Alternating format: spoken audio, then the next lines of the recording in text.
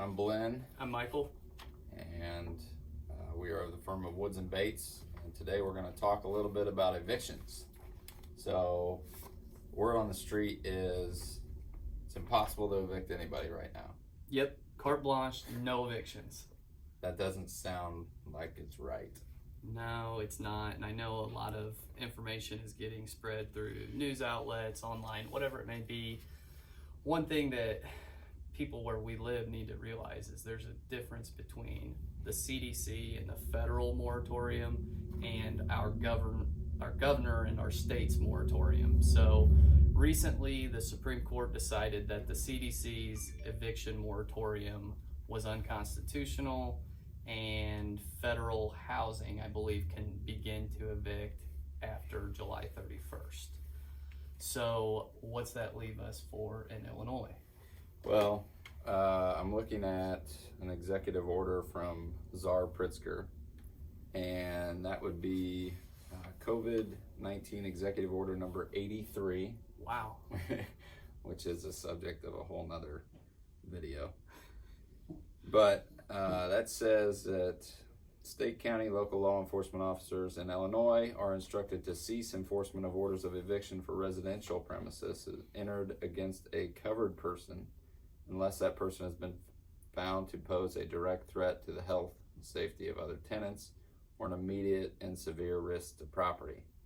So who's a covered person? Yeah, I think we need to piece that out. There's some words in there that don't mean what the common phrase is. Like, for example, a covered person is an individual that signs a declaration form, and that form's provided by the state of Illinois, and it says you have to verify 4 things. Number 1, that you make annual income less than $99,000, or you weren't required to report any income in 2019, or you received some type of economic impact payment, the stimulus check. So if that happens, you move to number 2. What's number 2 say?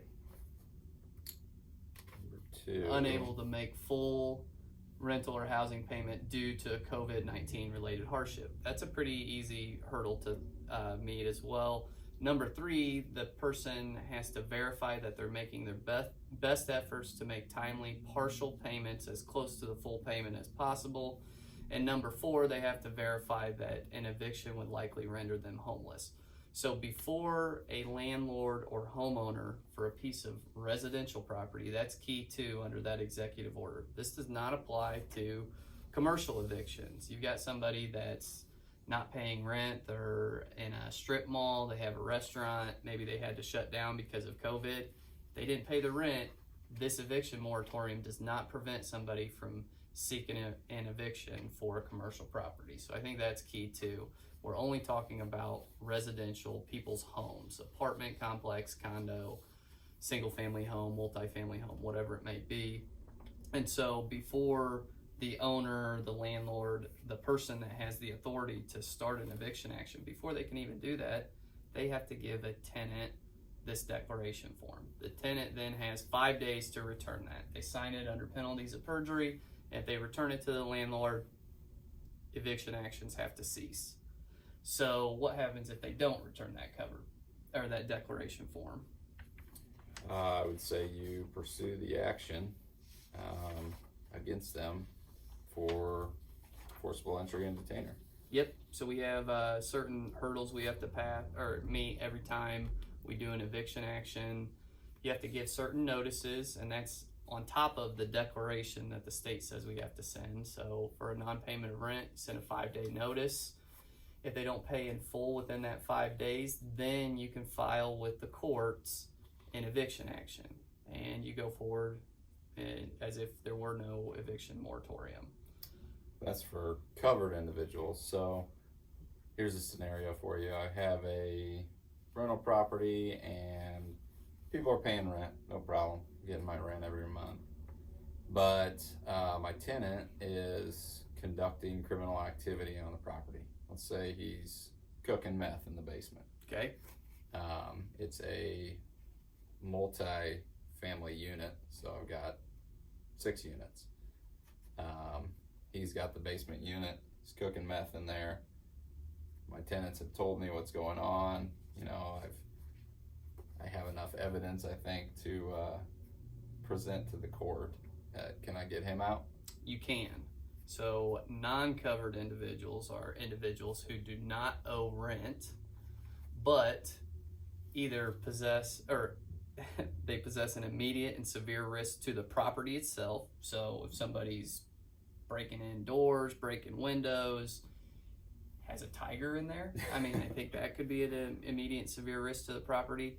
But also they say the non-covered people can be ones that possess a risk to the health and safety of other tenants. So it's not fair for your tenant A, who's paid you rent and wants quiet and peaceful enjoyment, and they've got tenant B right across the hall or right below them that's causing some type of fumes from this meth lab, whatever it may be. Maybe they've got traffic in and out, grungy people coming in.